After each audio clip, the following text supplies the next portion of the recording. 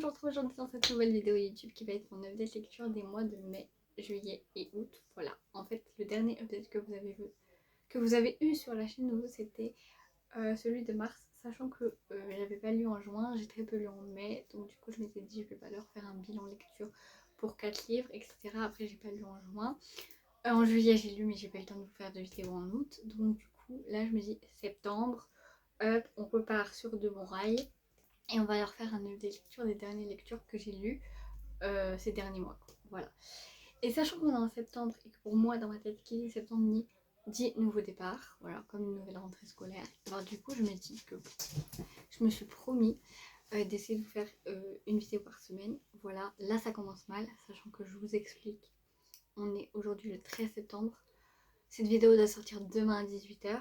Et cet après-midi, j'ai un anniversaire. Donc la meuf, elle tourne vraiment quand elle n'a pas le temps. Donc là, je vous avoue que c'est un peu le speed, c'est un peu le rush. Donc on va y aller sans plus tarder avec les lectures du mois de mai.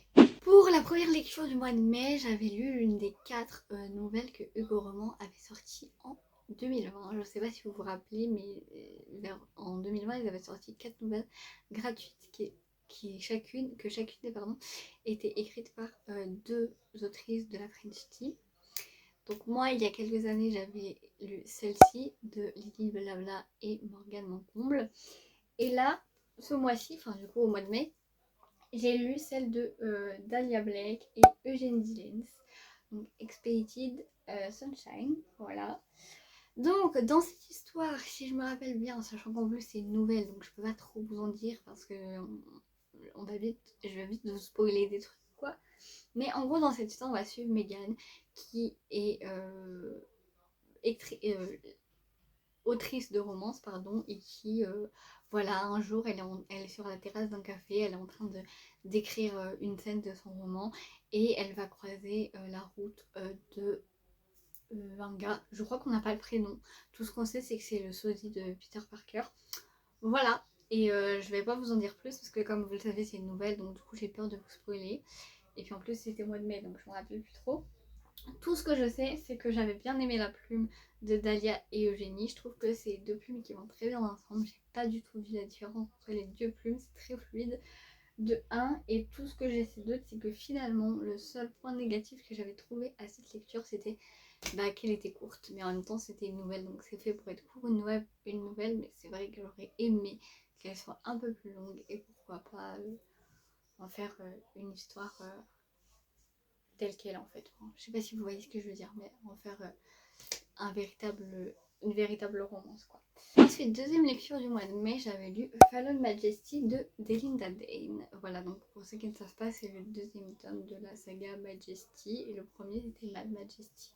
Donc dans ce deuxième tome, on va suivre Callum qui est le prince de Suède et Astoria qui est la princesse du Liechtenstein. Voilà, donc Callum, lui, attendez, je relis le résumé du livre pour pas vous dire de bêtises. Mais Callum, lui, en fait, il doit prouver sa valeur pour ne pas perdre la couronne.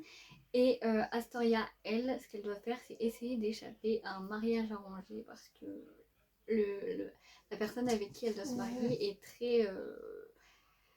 voilà quoi, ce n'est pas un homme respectable et elle n'a pas envie de se marier avec elle déjà, elle n'a aucune alchimie, donc d'accord c'est un mariage arrangé, voilà, ils doivent pas s'aimer, mais vraiment il le répugne, le gars la répugne vraiment quand elle est près de lui, pardon, bon je bégaye, quand elle est près de lui, elle le sent en fait, elle a des plaques et tout, c'est son corps parle, son corps réagit à la présence du mec, du prince avec qui elle doit se marier, dont je me rappelle plus le nom. Son corps réagit à sa présence, mais il ne réagit pas positivement, vous voyez.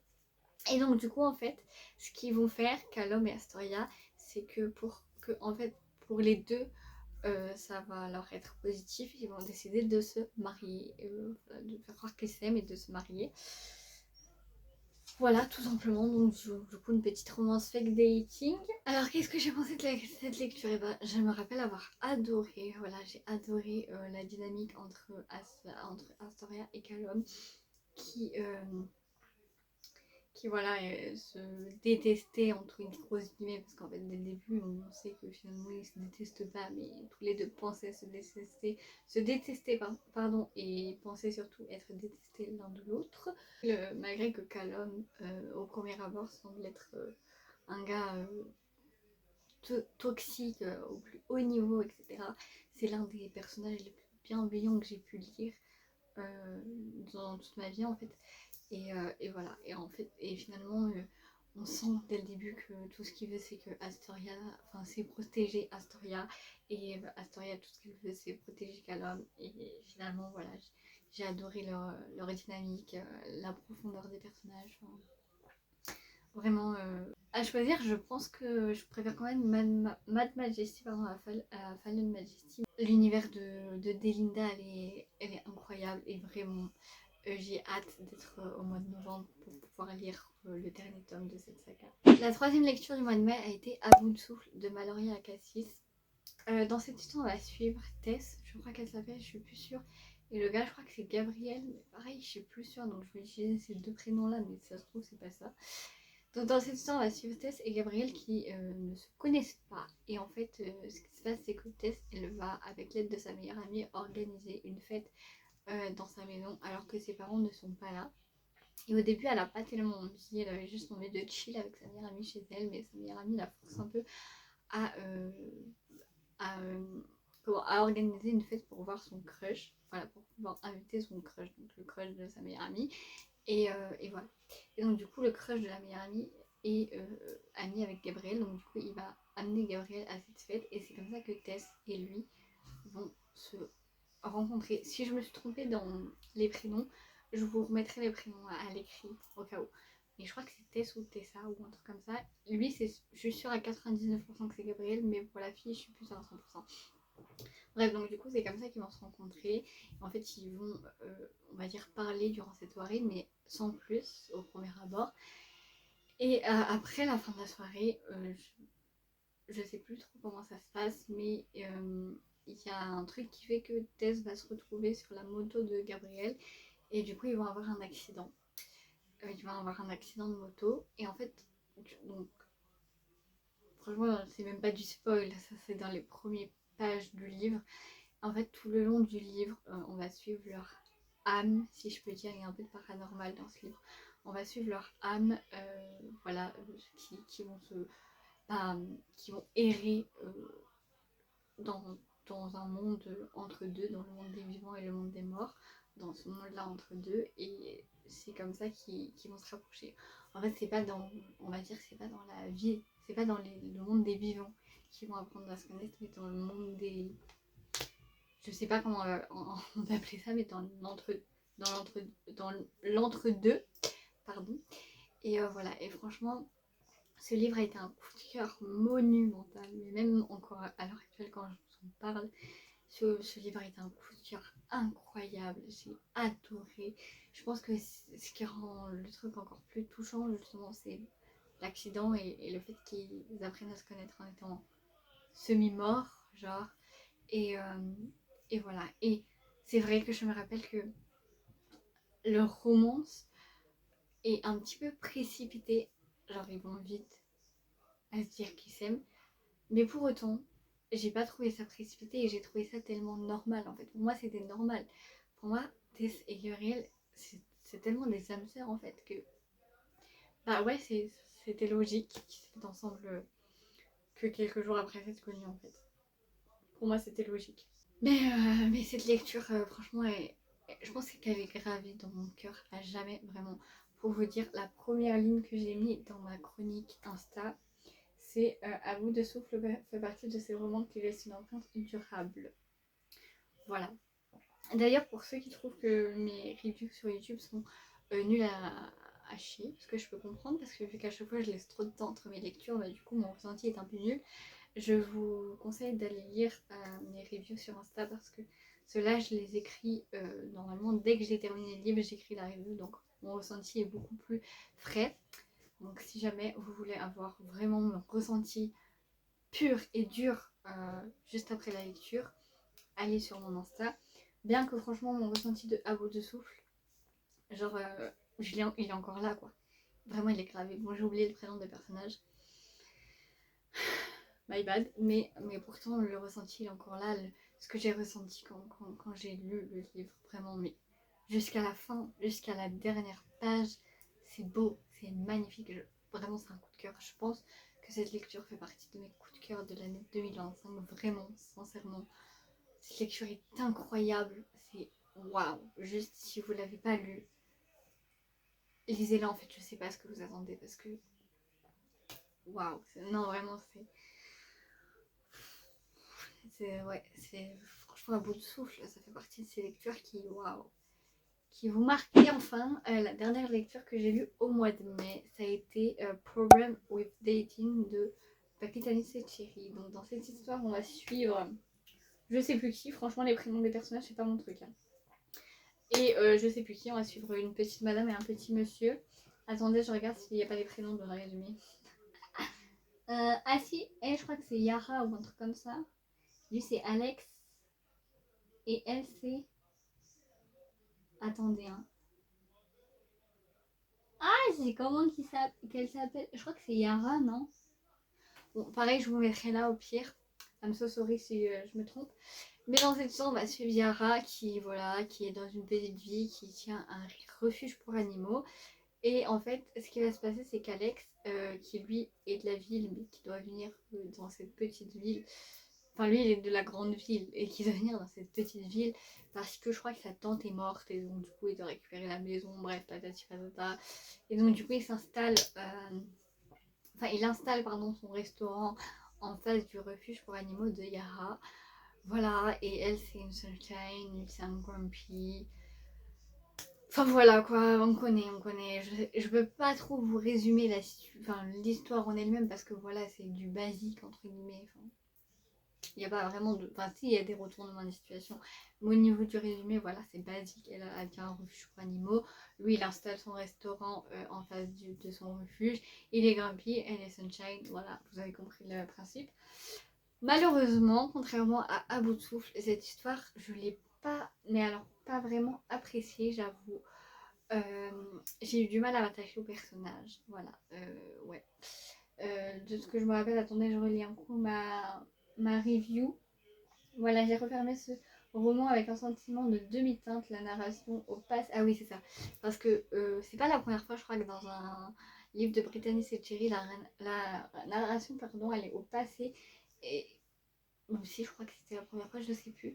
En tout cas, dans les autres livres de Brittany, ça m'a pas dérangé. Dans celui-là, ça m'a dérangé. Et donc, du coup, la narration au passé a créé une distance entre moi et les personnages. Et c'est pour ça que j'ai pas réussi à m'y attacher en fait au personnage.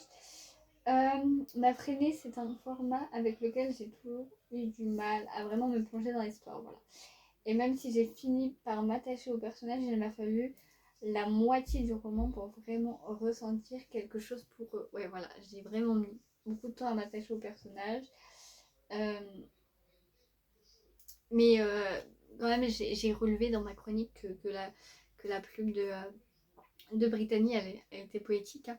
J'ai retenu aussi que les thèmes abordés étaient puissants. Voilà, la famille. Oui, voilà, il y avait des thèmes dans la famille, les blessures du passé, le deuil, la peur de l'abandon, l'emprise psychologique, pardon, et la reconstruction. Et j'avais écrit que malgré tout, j'attendais le tome 2 avec impatience. J'ai toujours pas lu le tome 2. Voilà. Bon, bref. Mais donc, du coup, voilà, désolée pour ce ressenti. Je vous ai un peu lu ma review pour ce livre parce que vu que je l'avais pas trop aimé, je m'en rappelais plus trop de mes ressentis. Enfin, voilà, je me suis rappelé que. Bon, voilà, je m'étais pas trop attachée au personnage et tout, mais. Enfin, voilà quoi. Je sais. En vrai, je dis que j'avais hâte de lire le tome 2, mais finalement, j'ai pas eu envie de le lire après dès qu'il est sorti. Donc, à voir. Je sais pas si je lirai le tome 2 et le tome 3 de cette saga. Mais en tout cas, le tome 1 n'était pas ouf. Donc si jamais vous avez lu cette saga, dites-moi en commentaire si le tome 2 vaut plus la peine que le tome 1. Ensuite, on va continuer avec les lectures du mois de juillet. Et j'ai commencé ce mois-ci avec la lecture de Couch Up. Bref, le tome 3 de la saga Windy City, écrit par Liz Stamford aux éditions Chatterley. Je me suis aperçue que j'avais oublié de vous dire à chaque fois dans quelle maison d'édition Et voilà, était sorti le livre, mais au cas où vous aviez la couverture à chaque fois. Bref, donc dans ce tome 3, on va suivre Kai, qui est... il est quoi? Il est baseball. Il joue au baseball, mais on dit pas il est baseballeur. Genre on dit de quelle année il est basketteur, qu'il est hockeyeur, mais baseballeur ça se dit pas. Donc bref, il joue au baseball, ok. Et avant tout aussi, c'est important, parce que c'est une part importante de lui, il est papa. Voilà, Kay est papa. Et papa célibataire du coup, parce qu'en fait ce qui s'est passé c'est que la maman de l'enfant a abandonné l'enfant. Je sais pas si elle l'a abandonné sur le pas de la porte de Kai, mais en tout cas la maman n'est pas là, la maman a abandonné l'enfant et l'a laissé à son paternel, donc voilà.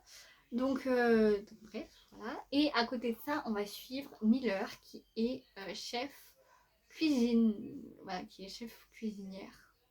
Enfin, bref, voilà, et chef étoilé quoi.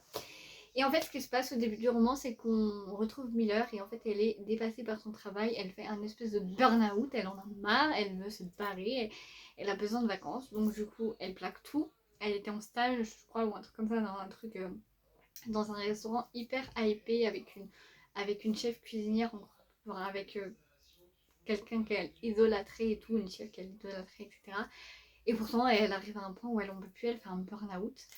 Et donc du coup, elle plaque tout et en fait, elle va retrouver son père qui est le coach justement de baseball de Kai. Et donc du coup, elle part le retrouver, elle dit je vais rester quelques mois avec toi, etc. Donc son père, lui, il est tout content parce que ça faisait des années et des années qu'il n'avait pas vu sa fille. À côté de ça, en fait, Kai a beaucoup de mal à trouver des nourrices pour son fils parce qu'à chaque fois, bah, il est en mode non, mais elle est pas assez bien pour mon fils, vas-y, dégage, je te vire. Donc du coup à chaque fois il vient le nourrice et son coach il en a un peu marre. Parce qu'il est en mode bah on a besoin de nourrice pour ton fils en fait. Parce que oui je peux t'aménager les trucs et tout, patati patata, je peux faire plein de choses. Mais à un moment donné il faut quand même une nourrice. Voilà. Donc du coup ce qu'il va faire le coach c'est qu'il va demander à sa fille de garder le fils de Kai. Comme ça elle va pouvoir les suivre dans les déplacements etc. etc. Comme ça le père lui le père de Miller, pardon, il gagne sur tous les plans parce que, genre, comment il s'appelle le fils de Kai, je sais plus, mais le bébé en tout cas il est gardé et lui il a sa fille près de lui à chaque fois qu'il va en déplacement et tout. Donc lui il est tout content parce que il gagne sur tous les points. Et donc du coup au début Kai il est pas chaud. Enfin, Kai et Miller ils sont pas chauds, ils sont en mode bah non. Miller elle est en mode bah non, moi je vais pas garder un enfant, enfin non. Et puis Kai il est en mode bah non mais voilà, genre, vu que Miller elle est pas, comment dire, elle est tatouée de partout, elle est très, voilà, donc sur le coup il est en fait, non, mais en fait, voilà quoi, surtout que je vous ai pas raconté, mais leur première rencontre elle est assez, piou, piou, je sais pas trop comment dire, mais voilà, donc sur le coup il est en mode, non, je vais pas lui confier mon fils, genre ça va pas ou quoi. Et donc du coup au début il se dit, bon bah, voilà. Au début il se dit, de toute façon ça va pas coller, donc bien on essaye comme ça, genre le père de Miller là il est content mais mais de toute façon ça va pas durer et elle va être virée avant quoi. Et puis finalement bah voilà ils vont se rapprocher etc et patati et patata et peut-être qu'au contact de Kai Miller elle va retrouver le coup de cuisiner et voilà et peut-être que Kai lui qui est un papa assez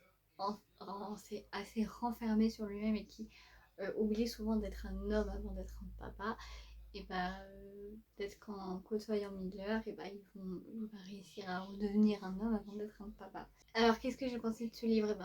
Moi il faut savoir déjà que même si c'est pas le cas de la plupart des gens, moi je kiffe la trope single dad, mais dans mon top des tropes c'est ma deuxième trope préférée, ouais. Oui, avant c'était la troisième, maintenant c'est devenu la deuxième, mais bref. Donc bref, c'est ma deuxième trop préférée. Moi j'adore les single lads, enfin voilà quoi. J'ai adoré les personnages parce que Kai et Miller ils sont vrais. Ils ont tous les deux des défauts, voilà, ils sont pas parfaits, ils sont criants de vérité en fait, ces personnages-là. voilà, la romance elle est parfaite, elle est ni trop rapide, elle est bien dosée, elle est ni trop rapide, ni en même temps il n'y a pas de...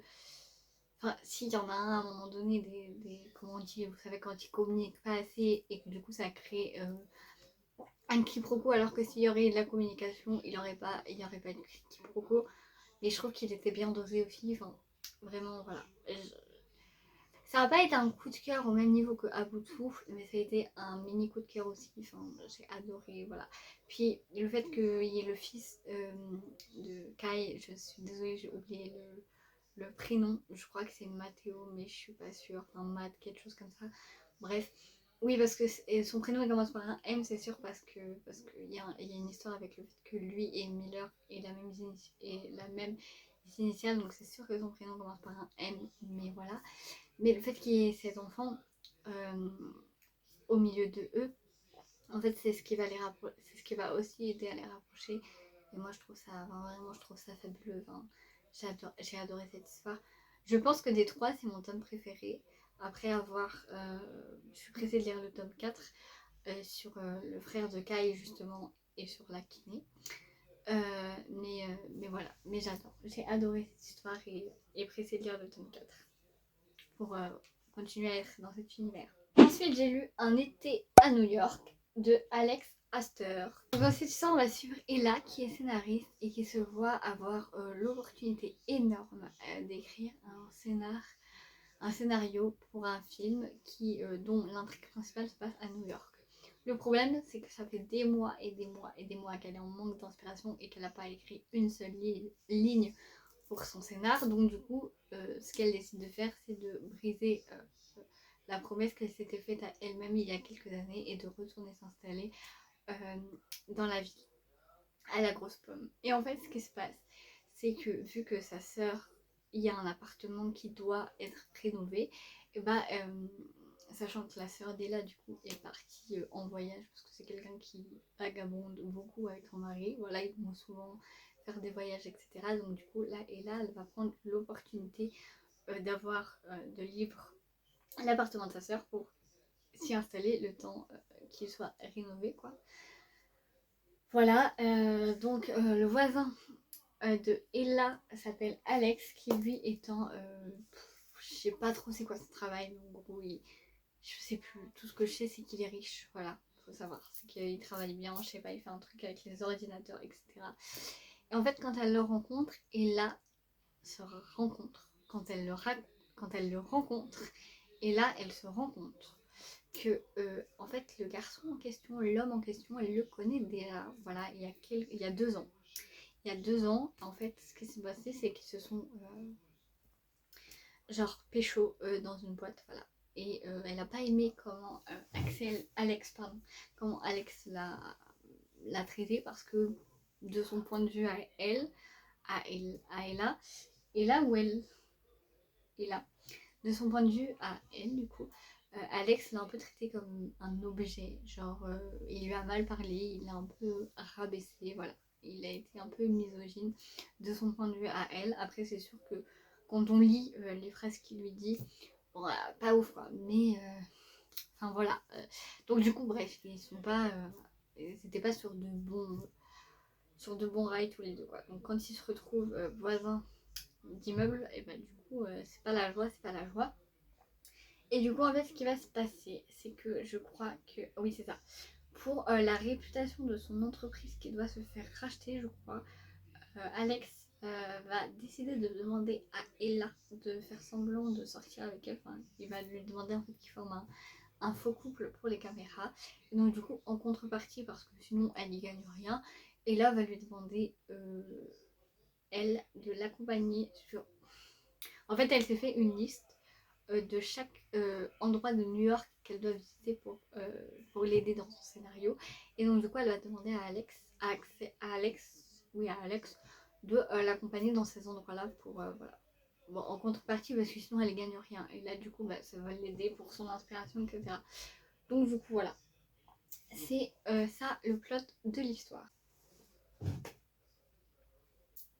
Ah je suis trop bête.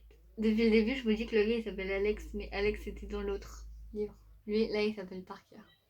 Rien à voir. Pardon, je suis désolée, le gars dans ce livre s'appelle Parker, d'accord? Ella Parker, pas Alex. Alex c'était l'autre. Dans The Problem of Dating, la go, elle a rien compris. Bref, désolée. Bref, donc je reprends. Qu'est-ce que j'ai pensé de ce livre? Eh ben, j'ai adoré, non, j'ai bien aimé, on va se calmer. J'ai bien aimé, avec le recul, j'ai bien aimé. Il se peut que dans ma review, j'ai dit que j'ai adoré, mais en fait, avec le recul, j'ai bien aimé. Déjà, il faut savoir que quand il y a un fake dating, en fait, je voulais dire il est pour moi parce que le fake dating, c'est ma trope préférée ever. Voilà, dans ma review, j'ai dit que j'ai bien aimé la rencontre de Ella et Parker, du coup, et pas Alex. J'ai dit qu'ils étaient attachants, drôles, qu'ils avaient tous les deux une évolution. Voilà. Que le besoin d'indépendance d'Ella est un peu trop... Ah oui. Que le besoin d'indépendance d'Ella est un peu trop présent à mon goût. Et ça la rend parfois... mais ça la rend quand même attachant. En fait, ce que je veux dire par là, c'est que dans le livre, en fait, Ella, elle a une histoire familiale qui fait que elle veut pas être dépendante d'un homme. Et d'ailleurs, c'est pour ça que durant leur première rencontre, elle a pensé que Parker l'avait un peu...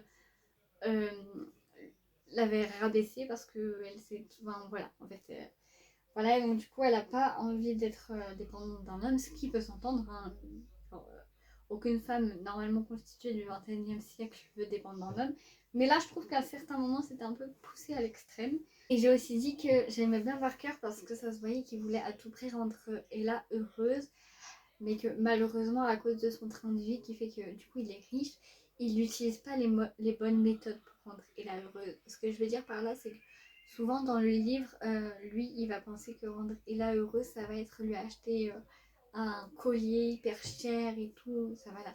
Mais elle, c'est pas ça qu'elle veut. C'est pas que l'homme qu'elle aime lui achète un truc à 10 000 euros, un collier à 10 000 euros, parce que juste elle a souri en le voyant, quoi. Donc du coup, malheureusement, je dirais pas qu'il essaie d'acheter l'amour d'Ella avec l'argent, non, c'est pas ça.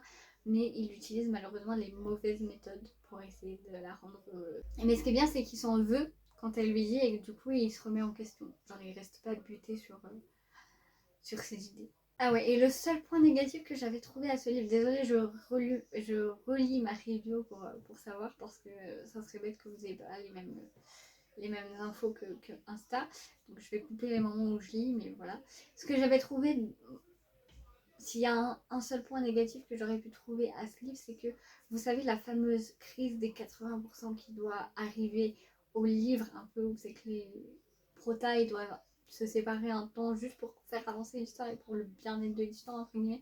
J'avais trouvé que là, elle tirait un peu en longueur, quoi. Ce qui, par conséquent, du coup, à mon goût, rend la fin du roman et la résolution de l'histoire un peu trop rapide. Parce que, voilà, l'autrice, à mon avis, elle s'est dit, ah mince, là, le roman, il arrive à sa fin, vite, faut que je les réconcilie, quoi. Alors que si on avait raccourci un peu la crise des 80%, bah, ils auraient pu se réconcilier, on va dire, un peu plus tôt dans le roman, et donc, du coup, voilà. Je sais pas si vous voyez ce que je veux dire, mais voilà, c'était mon point de vue sur cette histoire. Ensuite, j'avais lu le tome 2, enfin, en fait, c'est le, comment on appelle ça déjà, purée de pommes de terre, le spin-off de The Spanish Love Deception. Donc là, c'est The American Romance Experience. Mon accent anglais est pitoyable. Donc dans ce roman, on va retrouver Rosie, qui est la meilleure amie et collègue de comment elle s'appelait, Lina, voilà, de The Spanish Love Deception. Et en fait, quand on la retrouve, Rosie vient de quitter son travail, quoi. Elle vient de démissionner. Voilà, ses parents, je crois qu'ils ne sont pas au courant au moment où elle le fait, mais elle vient de démissionner pour écrire son roman. Voilà, elle veut devenir autrice et donc du coup, elle a démissionné pour avoir plus de temps pour écrire son roman. Et en fait, le problème dans tout ça, c'est que à un moment donné, elle est chez elle tranquillement et tout, et là, le plafond, il s'effondre. Genre, le plafond, il s'effondre. Et là, je peux pas vivre là, quoi. Hein, Donc du coup, ce qu'elle fait, c'est qu'elle envoie un message à Lina, qui est en voyage de noces avec Aaron, du coup, pour prendre son appart. Voilà. Sauf que Lina ne lui répond pas. Et donc du coup Rosie elle se dit bon bah je vais quand même y aller, j'ai le double des clés, elle devrait pas m'en vouloir. Donc elle y va et tout, elle pose ses petites affaires, patati patata. Et là, bah, elle est tranquillement dans l'appartement de sa meilleure amie du coup. Et elle entend quelqu'un qui essaie de rentrer. Donc bah elle a peur. Elle appelle les flics, on va dire il y a un cambrioleur, il y a un cambrioleur. Non, c'est pas un cambrioleur, c'est simplement le cousin de Lina qui devait passer euh, voilà, dans la ville, qui vient de, je sais plus d'où il était en voyage, mais bref, qui vient, qui a demandé à Lina d'aller dans son appartement. Mais en fait, ce qui s'est passé, c'est qu'il a demandé avant que Lina parte en voyage de noces, sauf que Lina a oublié de le dire à Rosie. Et vu que Lina n'avait pas répondu à Rosie, bah, du coup, elle n'a pas pu lui dire bah non, n'y va pas parce qu'il y a mon cousin. Donc du coup, voilà, ils se retrouvent à tous les deux vouloir squatter l'appartement de Lina et Aaron, quoi. Donc au début, comment il s'appelle, le cousin de Lina, il va dire bah je te laisse et tout, je vais me trouver autre chose et tout. En fait, après, elle se rend compte qu'il ne s'est pas trouvé autre chose et que la nuit après ça, il a dormi dehors. Donc du coup, ils décident tous les deux de partager l'appartement de Lina, voilà, bien qu'ils ne se connaissent pas parce qu'ils se sont jamais vus, parce que le cousin de Lina devait venir au mariage, mais il n'a pas pu parce qu'il y a eu un empêchement. Donc du coup voilà, et chose que j'ai oublié de dire aussi, c'est que Rosie avait vu simplement que des photos du cousin de Lina et elle avait eu un petit crush en voyant les photos du cousin. Donc voilà, quand elle le voit devant elle, elle est un peu elle est en mode ouh, il fait chaud d'un coup. Non, je rigole. Mais du coup voilà. Donc dans ma review, j'ai écrit que j'avais adoré retrouver du coup Rosie et qu'elle était hyper attachante, que sur certains aspects je m'étais reconnue en elle. Parce que voilà, cette peur constante de décevoir les gens autour d'elle, c'est quelque chose dans lequel je me suis reconnue. Voilà, j'ai dit aussi que j'avais adoré retrouver son amitié avec Lina. Une amitié trop bienveillante, elles sont là pour se pousser l'une et l'autre vers le haut. Et j'ai dit, donc j'ai retrouvé le prénom du cousin du coup, qui s'appelle Luca. Et j'ai dit que du coup Luca c'était tout simplement le stéréotype même du pop boyfriend. Voilà, book boyfriend par excellence. Il est attentionné dès le début avec Rosie. Je me rappelle que des fois, elle lui disait qu'elle avait besoin de temps pour écrire. Et donc, du coup, il partait de l'appartement pour lui laisser le temps qu'elle voulait pour écrire. J'ai dit aussi que c'était étrange parce qu'en soi, j'avais rien à dire de négatif sur ce livre. Mais finalement, ça n'a pas non plus été un coup de cœur. Voilà, j'ai bien aimé le livre. J'ai aucun point négatif à dire dessus. Mais pour autant, ça n'a pas été un coup de cœur. Ensuite, on va passer à une autre lecture. Donc ça, c'est encore une lecture du mois de juillet. Finalement, j'aurais peut-être pu vous faire un update au mois de juillet. Et c'est One Lifetime de Anna Bonayong, publié aux éditions Addictive. Donc dans cette histoire, on va suivre Win, qui a une malformation au niveau de la main. Voilà, elle a une petite main en fait. Et en fait, quand on la retrouve, elle va à une soirée organisée par sa meilleure amie. Et là-bas, elle va faire la rencontre de Beau. Et ils vont décider, ils vont un peu parler durant la soirée. Après, ils vont décider de coucher ensemble, tout simplement, voilà. Et je sais que c'est écrit dans le résumé, je crois, mais je ne vais pas vous dire pourquoi. Mais ils vont devoir se revoir. Voilà, ils vont être amenés à se revoir. Donc, qu'est-ce que j'ai pensé de ce livre? En fait, simplement, ça a été dès les premières pages. Vraiment, c'est sans vous mentir. Dès les premières pages, j'ai su que ça allait être un coup de cœur. J'ai adoré, c'était une romance Green Flag, voilà, incroyable. Enfin, bref. Vous n'êtes pas censé le savoir, mais je suis moi-même en situation de handicap. C'est pas le même qu'il y a, c'est pas du tout le même que celui qu'il y a dans le livre. Mais Win se pose certaines questions concernant, concernant son handicap. Et bien qu'on n'est pas le même, c'est également des questions que je me suis posées et que je me pose encore à l'heure d'aujourd'hui. Donc je me suis un peu reconnue dans Win. Leur relation, elle est green flag en fait, tout simplement. La communication est présente, la communication est très très présente. Et j'ai adoré, en fait, j'ai adoré vraiment ce livre. Si vous l'avez pas lu, lisez-le. Et d'ailleurs, c'est marrant parce que tout à l'heure, j'ai regardé une vidéo sur YouTube, j'ai oublié le nom de la chaîne, mais la fille disait qu'elle avait peur de le lire parce qu'elle attendait beaucoup de choses de ce livre. Moi, j'attendais vraiment rien du livre, j'étais en mode oh ça a l'air bien, j'en entends que du bien, je vais le lire. Et vraiment dès les premières pages j'ai su que ça allait être un coup de cœur. c'est voilà, c'est incroyable, incroyable, incroyable, incroyable. Ce livre est incroyable. Si vous ne l'avez pas lu, lisez-le. Voilà, tout simplement. Après moi, il m'a touchée d'une certaine façon. Bon, vous, peut-être qu'il vous touchera pas. Mais moi, du coup, vu que je me suis reconnue sur certains aspects, ça m'a encore plus touchée que si par exemple j'aurais pas été en situation de handicap. Ensuite on va passer aux lectures du mois d'août, et pour ce mois d'août j'ai lu en première lecture Helium, au-delà, enfin le premier tome de la saga Au-delà des mots de Pauline Tismo, donc Helium. Ce livre est auto-édité, voilà, donc je l'ai eu sur Amazon Kindle. Dans cette histoire, on va suivre qui, pas un nom, mais je l'oublie à chaque fois, c'est un truc de ouf. On va suivre Olivia et Tony. Voilà, Anthony dit Tony. On va suivre Olivia qui est basketteuse, voilà, et aussi qui est maman célibataire parce que il s'est passé un truc, dès les premières pages ça se sait, mais en gros, voilà, dès les premières pages elle est au travail, elle reçoit un appel et son mari a eu un accident de voiture, il est mort. Voilà, tout simplement. Donc d'un côté j'ai bien aimé ça parce que c'était pas quelque chose que je lisais. Enfin, c'est pas un sujet que j'ai l'habitude de lire, donc pour moi c'était de l'innovation entre guillemets, et donc du coup j'ai bien aimé. Voilà, donc en fait ce qui se passe c'est que, donc ça c'est le prologue quand elle apprend que son mari est décédé. Après dans le chapitre 1 elle commence à nouveau, elle recommence à jouer au basket parce qu'elle jouait au basket, et après la mort de son mari du coup elle s'est un peu elle a mis toute son énergie sur son fils, donc du coup là elle recommence à vivre pour elle entre guillemets.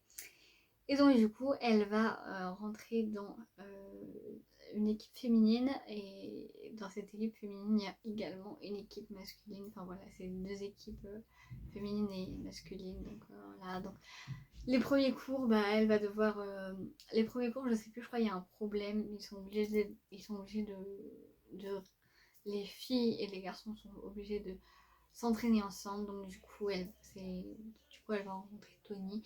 Au début, ils vont pas trop s'apprécier parce qu'elle va être en mode de... Enfin, lui, il va être en mode putain, elle est trop belle, et je la veux, quoi. Et elle va être en mode, mais non, mais je suis pas là pour ça. Enfin, j'aime encore mon mec, en fait. Enfin, j'aime encore mon mari décédé. Donc, j'ai pas totalement fait le deuil, en fait. Donc, laisse-moi, quoi. Mais en même temps, elle est un peu attirée par Tony, quoi. Donc, elle est en mode. Enfin, en fait, elle a l'impression de trahir son mari encore. Elle a encore l'impression de trahir son mari si elle fait avec Tony. Donc, du coup, c'est un peu. Je t'aime, mais en même temps je peux pas. Donc qu'est-ce que j'ai pensé de ce livre? Et bien au départ j'ai été directement emballée par le résumé, et puis le fait que ce soit du basket et non du hockey par exemple, je me suis dit ah ça change et tout. En plus quand j'avais lu le résumé j'étais dans ma era les frères Scott. De toute façon je suis H24 dans ma era les frères Scott. Ma era les frères Scott ne s'arrête pas, mais voilà, j'étais dans ma era en plus les frères Scott quand j'ai vu le résumé, donc j'ai dit du basket c'est fait pour moi en fait. Donc j'ai été emballée. Le passé d'Olivia m'a beaucoup touchée, du coup comme je disais auparavant. Néanmoins, c'est tout quoi. Voilà, néanmoins. Une fois une fois le jeu du chat et de la souris arrêté, et du coup terminé, j'ai trouvé que tout allait beaucoup trop vite. Certains points auraient mérité plus de développement. Et aussi, bien que c'est pas quelque chose qui me dérange en temps normal, j'ai trouvé que là les scènes de sexe c'est un peu... Enfin c'est pas le nombre de scènes de sexe qui m'a saoulée, mais c'est les moments. Genre, j'étais en mode, à certains moments, genre, je sais pas, ils se rencontrent dans le couloir. Genre, ils sont à une soirée entre amis, elle va aux toilettes, lui, enfin, je sais pas, ils se croisent dans le couloir comme ça, hop, il apprend contre le mur. Enfin, à un moment, cette scène-là, elle sert à rien. Pourquoi? Genre, j'ai vraiment trouvé qu'à certains moments, les scènes de sexe, elles méritaient... Enfin, elles étaient juste présentes pour... Merde, là, je sais pas quoi raconter, bim, une scène. Donc, vraiment, si l'autrice, elle passe par là, je suis désolée, mais c'est le ressenti que j'ai eu. Voilà, les scènes en elles-mêmes ne m'ont pas gênée. C'est pas le contenu de la scène qui me gênait, c'est plus le contexte, le moment, genre l'endroit où elle a été mise. C'est ça qui m'a saoulée. Genre à un moment donné, je l'ai passé quoi, j'étais en mode c'est bon, on souffle. On a compris qu'ils savent ken, genre c'est bon, stop. À un moment donné, on souffle. Donc voilà. Mais dans ma review, et encore maintenant à l'heure d'aujourd'hui, je tiens à préciser que ce n'est que mon avis. Si le résumé vous intrigue, lisez-le, parce que ça se trouve pour vous ça va être un réel coup de cœur. Enfin, moi j'ai pas accroché, je sais pas si c'est au personnage que j'ai pas réellement accroché, si c'est à la plume de l'autrice, je ne sais pas. Donc pour ça, pourquoi pas lire le tome 2 de cette saga et puis voir si c'est juste le contexte de l'histoire, les personnages ou simplement la plume de l'autrice que j'ai pas, avec laquelle j'ai pas habité. Après cette lecture, j'ai entamé le premier tome de la première saga d'Elsie Silver qui est... Donc là, le nom de la saga, je crois que c'est les Ranchs de Ruby Creek. Voilà, les Ranchs de Ruby Creek. Le tome 1, du coup, donc gagné à tout prix. Donc, en fait, moi, la première saga des Silver dont j'ai entendu parler, c'était comme, à mon avis, la plupart des gens, Chestnut Sprint. Enfin, bref, voilà quoi. Et en fait, j'ai entendu parler de ça, donc du coup, je me suis dit, ah, je vais lire et tout. Donc, je m'apprête à lire le tome 1, donc Flawless, je crois que c'est ça, bref, je sais plus.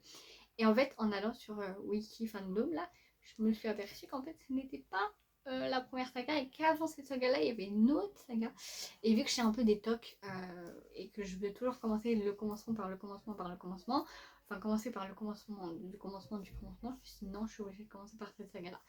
Et en fait, ce qui m'a rebuté au début, et c'est pour ça que je les ai lus que là et j'ai pas commencé il y a quelques mois, c'est parce qu'en fait, je me suis dit, tout n'est pas encore traduit. Donc, une fois que j'ai fini, je vais devoir lire Chestnut Sprint, alors que toute la saga n'est pas traduite là. Mais ça se trouve, je vais pas comprendre, mais pas de ti, mais pas tout ça.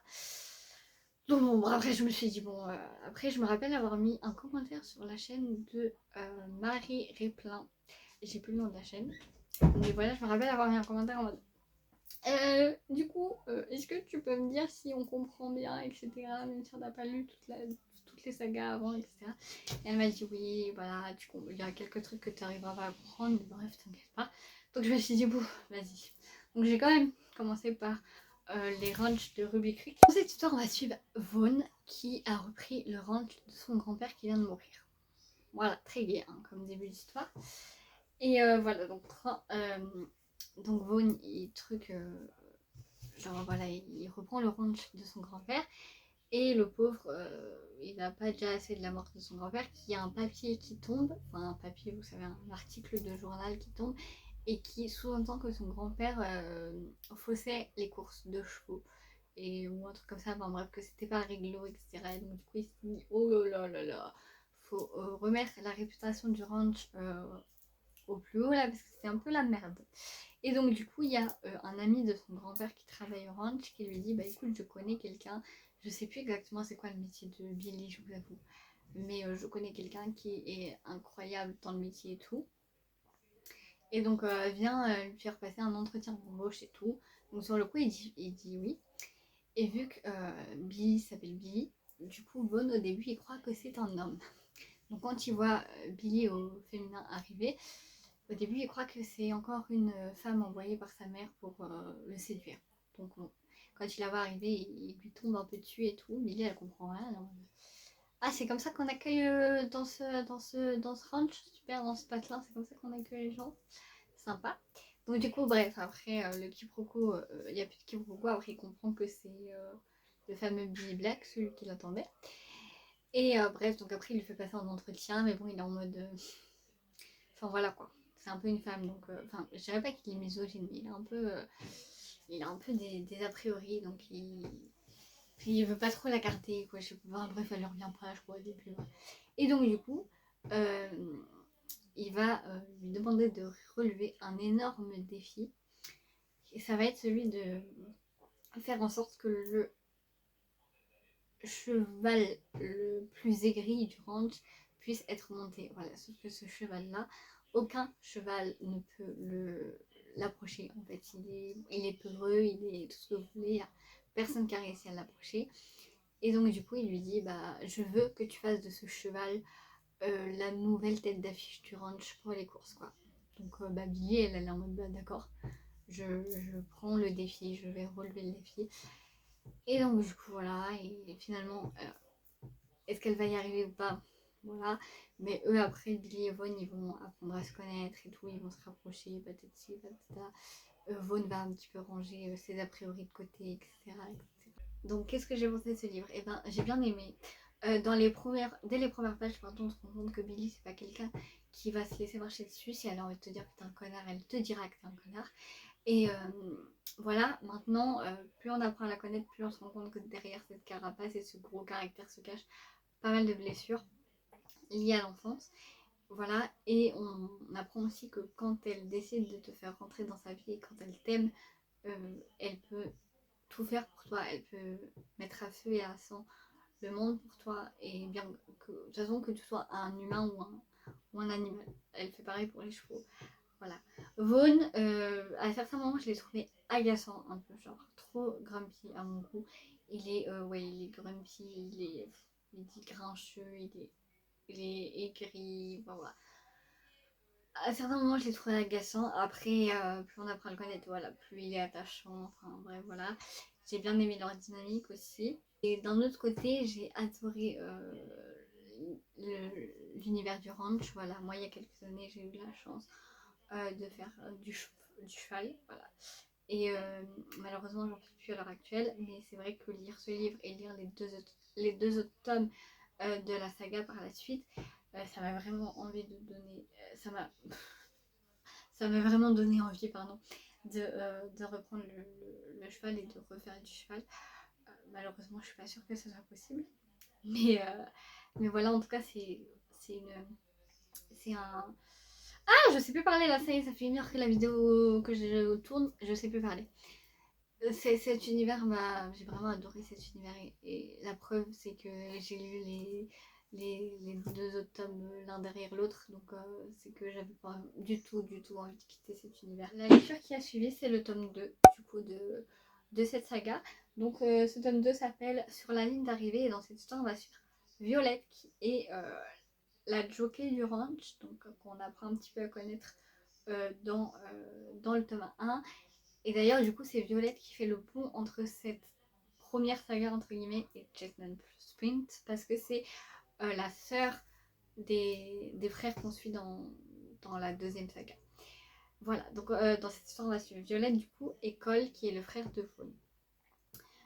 Violette, c'est quelqu'un qui, du coup, vu qu'elle est la petite dernière d'une fratrie de frères, voilà, qui est la seule fille de sa fratrie composée de frères, et en plus qu'elle est la dernière, c'est quelqu'un qui a beaucoup été protégé par ses frères et son père, et donc du coup elle avait besoin d'indépendance, et elle avait besoin de se prouver certaines choses. Et pour se prouver certaines choses-là, une fois qu'elle était au ranch et qu'elle était plus autour de ses frères, elle a pris la décision de poster une photo d'elle, enfin de poster une nude d'elle sur un forum, il me semble, ou sur un site, bref, je sais plus. Et suite à ça, il y a une certaine personne sous un pseudo, dont je ne sais plus le pseudo, qui va lui parler, et ils vont entamer des discussions, voilà, qui à premier abord vont être des discussions assez platoniques, et après ça va être plus intime, etc. Donc voilà, donc ils vont échanger comme ça durant quelques mois. Puis après il va se passer un truc qui va faire que Violette, elle va plus vouloir lui parler. Elle va le ghoster simplement. Et en fait, quelques temps après, elle va retrouver cette fameuse personne, enfin pas le retrouver parce que du coup elle savait pas que c'était lui, mais en tout cas lui il la reconnaît et il va lui dire que c'est lui, et donc du coup voilà. Et en fait j'ai pas besoin de faire du suspense, mais cette fameuse personne du coup c'est Cole, le frère de Vaughn. Et en fait ce qui se passe c'est que donc ça se passe durant le prologue, l'histoire, enfin quand Cole reconnaît Violette, il lui dit, etc. Et après le prologue au chapitre 1, on est 1 an après, je crois, quelque chose comme ça. Et Cole vient au ranch parce que je crois qu'il a des affaires en ville, et donc du coup il vient s'installer au ranch de son frère. Donc au début il doit prendre la maison, je crois, du ranch, parce que Bill et Vaughn, eux, sont dans le chalet, donc du coup Cole prend la maison. Et en fait, au début, il dit, il retrouve Violette, et du coup, ils parlent pas trop, enfin, ils osent pas se parler, etc. Ils sont en mode, si on se parle pas, ça se saura pas et tout, enfin, voilà. Ce qui se passe, c'est que Violette, durant sa première course, elle va tomber de cheval, donc du coup, elle va se blesser, elle va se tordre la jambe, je crois. Et donc du coup, pendant 3 semaines, 5 semaines, je sais plus, 6, je sais plus, pendant un certain laps de temps, elle va plus pouvoir monter à cheval et voilà. Donc du coup pour que ça soit plus simple pour elle que de monter dans sa chambre qui est à des étages dans des endroits dans le ranch un peu voilà, et ben, donc du coup Vaughn et Billy surtout vont lui proposer de partager la maison avec Cole. Donc du coup voilà, il y a une espèce de proximité forcée entre eux. Donc du coup voilà, donc au début Violette elle va penser que Cole la déteste, Cole va penser que Violette le déteste, etc. Et patati patata. Donc du coup après ils vont se rapprocher, etc. Enfin bref, vous connaissez quoi. Ah oui, chose que j'ai pas dit, ce qui est bien dans ce livre, c'est que on alterne à certains moments entre donc du coup le présent et le passé quand ils se parlaient sur les réseaux. Voilà, donc ça nous permet de comprendre le pourquoi et du comment aussi Violette a décidé de ghoster Cole. Donc j'avais bien aimé Violette dès le premier tome. Voilà, j'étais pressée d'en découvrir plus sur elle et j'ai adoré son personnage. Voilà, je la trouve courageuse, attachante et tout. Cole, contrairement à Violette, j'avais pas hâte de le découvrir plus que ça. Quoi, j'étais en mode ouais, d'accord, c'est le frère de Vaughn. Déjà que Vaughn me semblait un peu chiant à certains moments dans le tome 1, mais alors Cole c'était au-dessus, quoi. Genre on pouvait plus de voir sa tête là dans le chapitre 1, enfin dans le tome 1. Et en fait, au fil des pages, quand on apprend à le connaître dans le tome 2, bah voilà, on comprend ses blessures. J'ai écrit aussi dans ma review que j'avais adoré la romance parce qu'une fois les rancunes du passé effacées, quoi, je les trouve sains l'un pour l'autre et ils sont toujours là à se dépasser et aider l'autre à se dépasser, surtout dans ses peurs. Donc voilà, Cole a un certain traumatisme que je vous dirai pas trop ce que c'est, je vous dirai juste qu'il a un traumatisme et Violette elle est là pour l'aider à le dépasser et je trouve ça beau. Enfin voilà, juste l'amour avec un grand A dans le sens où bah, quand on est avec quelqu'un, justement c'est fait pour qu'il se dépasse et on est là pour l'aider à s'élever. Et c'est ce que Violette et Cole font l'un pour l'autre. Ensuite, j'ai lu le tome 3, et qui est pour l'instant le dernier tome traduit de cette saga, du coup.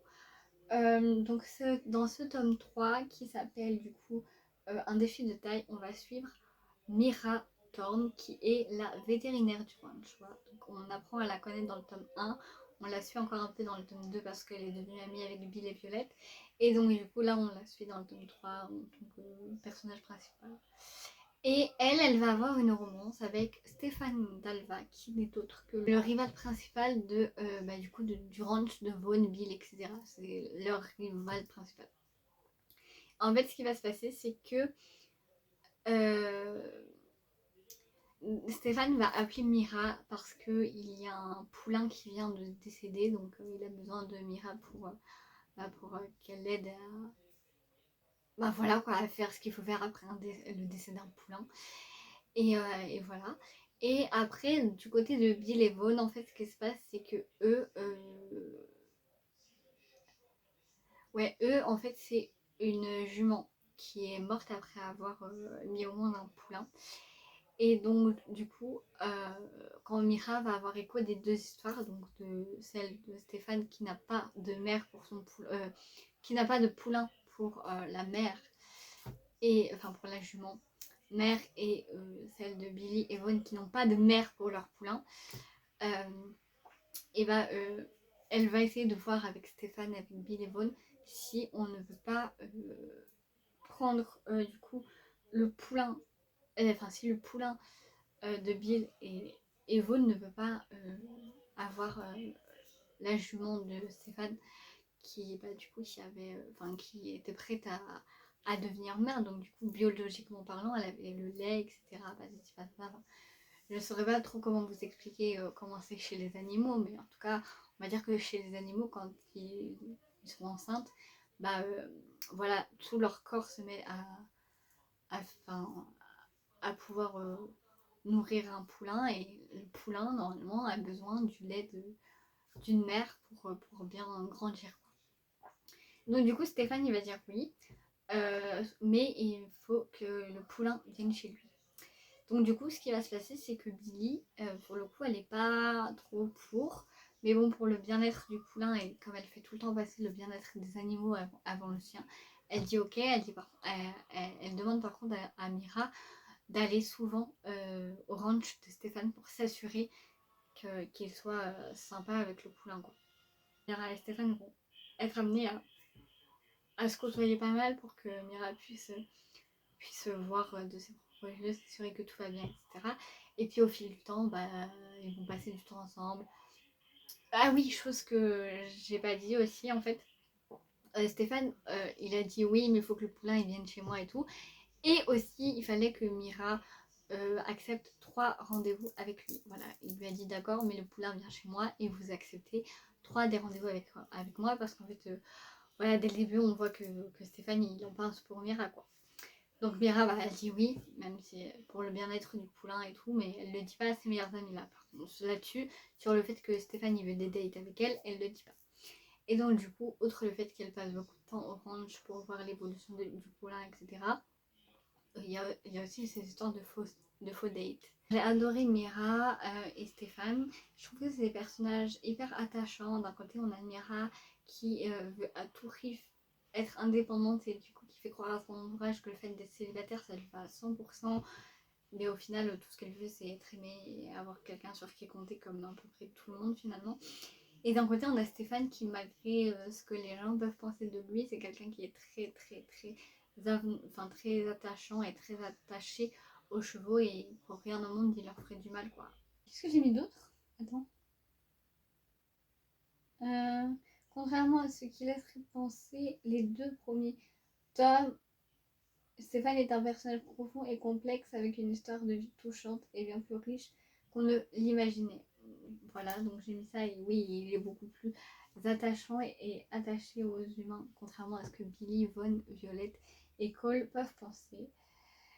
Ce que j'ai le plus aimé, c'est de les voir se rapprocher doucement. Leur amour est un peu interdit à cause des liens que Stéphane entretient avec les autres membres de la bande, ce qui rajoute une tension délicieuse à leur relation.